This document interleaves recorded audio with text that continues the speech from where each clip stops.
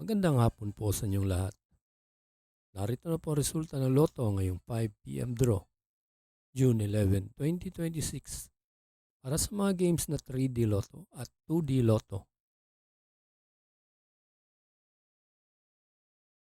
Para sa 2D Lotto, ito po ang mga winning numbers: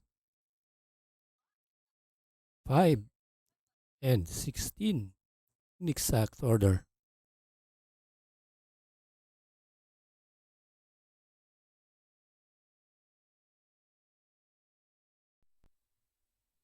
Kung bago ka pa lang sa aking channel, pwede kang mag-like, share, at subscribe para updated kayo sa mga PCSO lottery results araw-araw.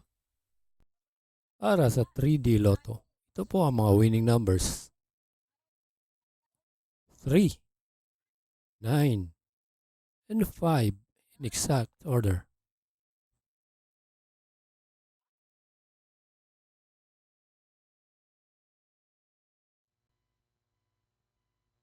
Salamat po sa panonood ng Lotto Results Today by Mr. Wi-Fi.